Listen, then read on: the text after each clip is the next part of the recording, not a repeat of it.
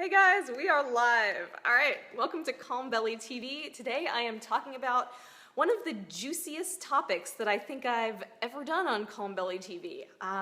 So we're talking about how to get past fear, especially when you want to reintroduce FODMAPs. Okay, so just to back up, I am Julie O'Hara. I run the group and the website Calm Belly Kitchen. My website is calmbellykitchen.com, and I'm a health coach who specializes in IBS and the FODMAP diet and helping you get through the FODMAP diet with delicious food and not deprivation. And I see two people already hopped on. Guys, feel free to say hi as you're joining me live. If you're watching the replay, welcome, welcome. If you're in the Facebook group, you can leave comments even after the fact and I'll see your comments. But otherwise, thank you so much for joining me live. So today we are talking about fear, and this is such a juicy topic. As I was taking notes, I realized how much there is to say and how much it affects everything, actually. And yeah, let's jump into it, all right, guys? So this kind of came about because I asked, as just a Tuesday question in the group, what are the hardest things about doing the reintroduction phase? And the overwhelming thread of your answers was that you are feeling good on the elimination phase and you don't want to mess that up, and you're not, some people said, I don't feel brave enough to just do it. I've waited such a long time. I'm afraid to start. So there are lots of real fears there, and I'm not saying, oh, no big deal, don't be scared, just do it. No, I'm not saying that at all. It's a real thing. Your fear is totally valid, and we're going to talk about how you can get past it, if that's what you want to do, okay?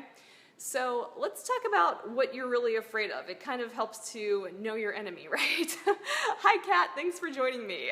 Okay, you say you need this. That's good. I think a lot of people do. I mean, I've been there too, so let's talk about what you're actually afraid of. And this is kind of from what you guys said.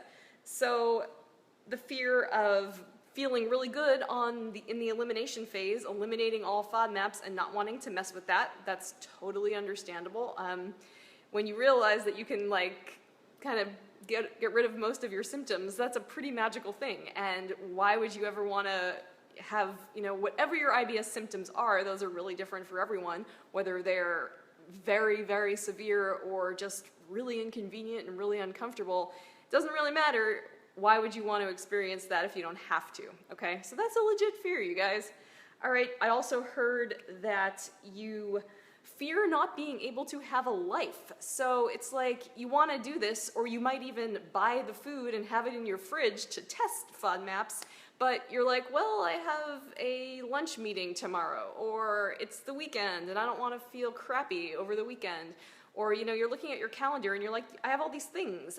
You have a life, yes, and you can't stay in your house all day and just to do this FODMAP testing, right? So yeah, that is another legit fear. And I'm looking down at my notes, you guys, so I'm not doing anything weird down here. Another fear is that the results won't be very obvious. Yeah, and sometimes they're not. Now, I don't think this happens the majority of the time, but I've worked with clients and they're like, I'm not totally sure if I got symptoms from the onions or this other thing that I did that maybe caused it. That's a valid fear, and I can talk more about what to do about that.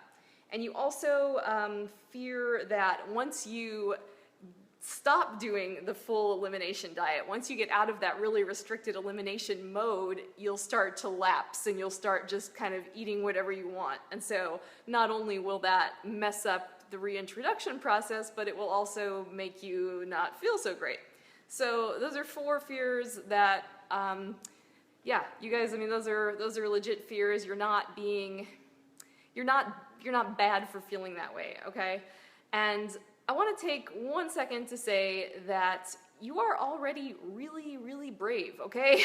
So let's remember that here. You're brave because you've dealt with a chronic health issue for a lot of you for a really long time, and you've already made huge changes in your diet, and that's not easy. When people first learn about FODMAPs and start the elimination phase, it feels so insane. You know, some of you in the group might be going through this right now. Some of you who have been around for a long time, you remember that, right? And you see the new people, and it's a big deal. But you make these big changes, and yeah, you're brave, and you can kind of do whatever you want. So let's keep that in mind as we go forward, okay? So if you're just joining me, oh, hi Jane, hi from England, hi Colleen, thanks for joining me, you guys. I love it when you guys come and join me live. And feel free to add anything or ask questions as I go through this. Okay, so let's talk about how you can get past the fear of reintroducing FODMAPs. All right, so the first thing, stick to the testing plan, okay? So here's what I mean by that. Let the plan work for you. And one thing you don't want to do is just say, you know, maybe you start feeling brave and you get up one morning and you're like, I'm testing onions, and you go and you eat, you know, a bunch of sauteed onions for breakfast. I don't know who does that. Maybe you do. I love onions. I might do that. So don't do that. Stick to the plan, okay? So what you want to do is test a really small amount of onions, okay? And why is this so important? Because you're going to get sort of a read on how your body's going to react. So if, like you're afraid of, if you're going to have a terrible reaction that sidelines you and ruins your day, or makes you not want to go into work, or makes you not want to do whatever social engagement you had planned, that small amount that you start with is unlikely to cause the worst reaction. I mean, I cannot make you a guarantee, obviously. Every single one of you is different. We say this all the time. But that's why you stick to this plan, this method of reintroducing FODMAPs a little bit and then increasing. So do it that way, okay? I know it seems tedious and it takes like a week to try one food, but it is worth it. And it's gonna save you from a big, you know, symptom surprise. So if you have that little bit and you're totally fine, that's a really good indicator that you can increase it and your body won't totally revolt, okay? I hope that makes sense. So stick to that plan. Have a little. If it's okay, have a little more. And if that's still okay, have even more, just so you can see and confirm that, yes, heck yes, you can handle onion, bring back the onion into your life, right? So that's what I mean by stick to the plan, okay? It can really make the symptom fear more manageable. All right, the second way you can get past the fear of reintroduction is to travel back in time, okay? So things are gonna go all misty, and I want you to think back to before you ever learned about FODMAP, when you were just dealing with IBS, okay?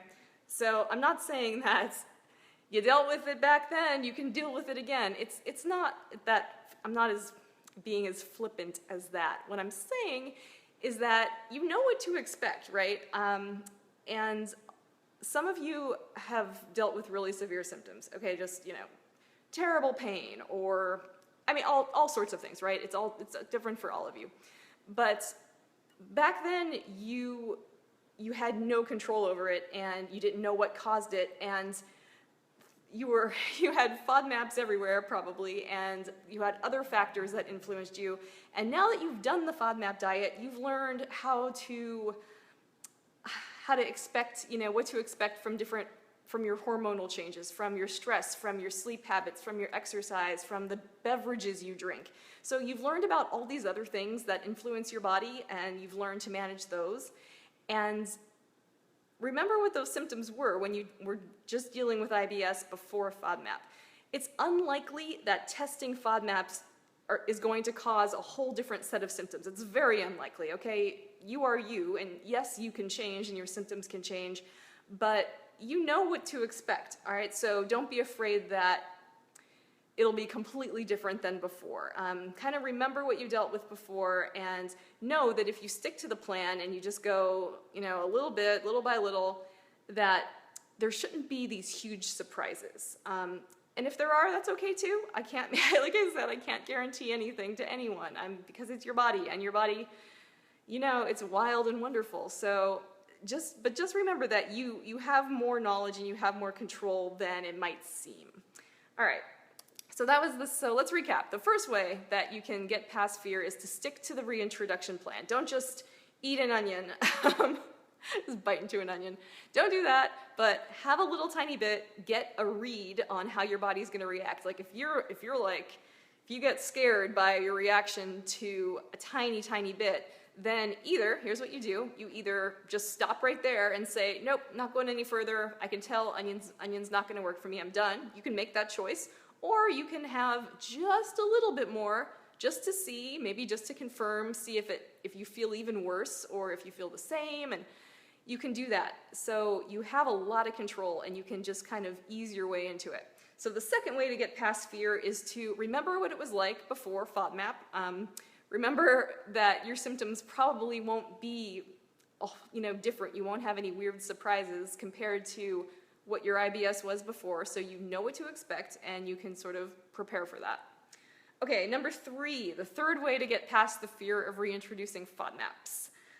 Stop seeing foods as safe and unsafe, okay? And this is the one where I know a lot of people won't agree with me, but I feel very strongly about not labeling foods as safe versus unsafe. And for some of us, it's just a really convenient word to use, and I totally get that. If you've said that, I've said that in the past as well. And if you use those terms, that is totally fine. It doesn't mean you're wrong or it's bad. But I don't like to do it. I think words are powerful, and here's why. So food is just food. Before you knew about FODMAPs, you just ate food, and yeah, you didn't know what was causing your IBS, but the food is not unsafe unless it's contaminated with a toxin, right? It's not unsafe, it's just not as good for your body versus other foods, okay? So it's important to remember that. And the truth is that you don't really know what foods are safe versus unsafe until you actually test the FODMAPs, right? So if you get into the mode of thinking that every high FODMAP food is unsafe for you, that makes it all the harder to dive in and actually eat those foods, because you've gotten into the habit of looking for them in every meal, of looking for them on every ingredient label, and they almost seem like they're poison to you, but you don't even know that yet. So you've got to get in there and actually discover it, because you're unnecessarily restricting yourself. It's very likely that you don't need to avoid every amount of every type of FODMAP. It's very unlikely. So the only way to know is to test it, all right? So that's the third way to get past fear, is to remember that foods aren't safe or unsafe. They're just better or worse for your body. And you don't have to agree with me on this, but I really feel strongly about it, and that's kind of my approach to it. It's to relax and just learn about the food and kind of work with what you learn and go from there. All right, so those are the 3 ways to get past fear. They're maybe not what you were expecting, but I think it's really practical and really digging down into how you can get yourself ready to reintroduce FODMAPs and really reframe it. It's really kind of mindset stuff that we're talking about now, but these are also practical strategies that you can start using like right now if that's what you decide you want to do. All right, so why is it so important to get past fear and actually reintroduce FODMAPs? Because yeah, you might be like, screw it, Julie, I don't care. I'm gonna stay on the elimination phase forever. And I could tell you, oh, but it's not good for your gut bacteria. You probably have heard that. It leaves, FODMAPs contain a lot of healthy food, the prebiotics that feed the healthy bacteria in your body. So there's that, but that's not what I'm gonna say. I'm gonna say that you need to get past fear, because stress and fear are best friends, right? So if you are trying to do reintroduction, or even if you're just in the elimination phase, and you're worried, you're always fearful, you're always anxious about eating the wrong food or the unsafe food, whatever phase you're in, that is stressful, okay? And I recently experienced some stress. It was actually this morning. Something stressful happened to me. I don't want to get into it because it was stressful, but had nothing to do with food. But I am usually very hungry at that time of day, and I had like no hunger. I mean, stress affects your body so quick and so deeply that you can't really overestimate the impact of it. So if you're worried and you're anxious all the time about what you're eating, it's just going to cause more stress and make it harder. Okay, so it just is, right? Fear is a stressful emotion and state to be in. Okay, it's also important to get past the fear because, I just said this, it's probably unlikely that you have to restrict yourself so much. You can probably still control your symptoms and still feel pretty good if you go to a restaurant and your food has onions in it. And I mean, that's just one example, but you probably don't need to be so restricted, and you need to learn that. You're only going to learn by testing. And then finally, once you reintroduce, you get to be finished, right? You get to use FODMAP as it was meant to be used to create this lifelong eating plan that works for you, and it's always learning, right? And if you want to retest something at some point, or if you're going through a bad time, maybe you are really stressed, or it's just you're busy and you just want to make sure you feel great, you can go back on the elimination phase. It's fine. Go back on it for a week. Go back on it for a month. But if you never do the reintroduction, you never learn that data, collect that data, get that knowledge that's going to help you kind of eat like a normal person for the rest of your life, right? So it is important to get past the fear. And I'll recap it real quick. To get past the fear and reintroduce FODMAPs, you need to stick to the testing plan, going step by step, little baby steps. If you've ever seen What About Bob, it's a movie from the 80s starring Bill Murray, Baby Steps. Watch it if you haven't. It is hilarious. One of my favorite movies. Travel back in time and remember that you know what to expect. You know what your IBS is like. So you're not going to be terribly surprised by the reintroduction stuff, most likely.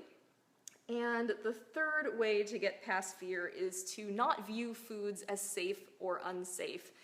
And the reintroduction is just collecting data and gathering information, all right? And food is just food. You're just gonna learn which foods are nicer to you and which ones are not, okay? So that is my lecture on stress. I even feel stressed talking about stress and fear, so hopefully you don't. But thanks for joining me, you guys. And, oh my gosh, okay, so I'm also gonna be talking about this in a free workshop that I am doing next week. So if you go to my website right now, calmbellykitchen.com, there's a yellow bar right at the top of the website on every single page. No matter where you go, you'll see it. And you can sign up for the free workshop. So it's gonna be 6 steps to finish the FODMAP diet. And it's going to teach you the things you need to put in place and the framework so that you can do the reintroduction and be successful. And one of those steps has to do with dealing with fear and getting your mindset right. So I'll go a little deeper into kind of the stuff that I just talked about here, and then there'll be a whole bunch more stuff. So come to that workshop, sign up for it. I'm also going to talk about my new program, which if you want to do the reintroduction phase with support and with my personalized help and with an exact plan for what to do and when to do it, that's what I will be talking to you about. So it's going to be like a half an hour of teaching you about how to succeed with reintroduction.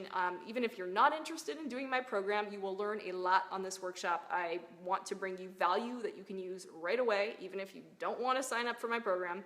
But then I'm going to talk to you about the program in case you do want to do it with a guide and with motivation and really get into it and know that you're going to finish the FODMAP diet and do this reintroduction phase with support. All right, so go to my website, calmbellykitchen.com, sign up for the workshop, leave your questions. Kat says, great workshop topic. Looking forward to it. Thank you, Kat. That's great to hear. Yep, it's gonna be juicy. It's gonna be a whole kind of framework for what needs to go into the reintroduction phase. As we know, it's not just about food. It's about so many things in your life, right? Okay, so thank you guys for joining. Thank you for watching the replay, and I will talk to you soon. All right, bye.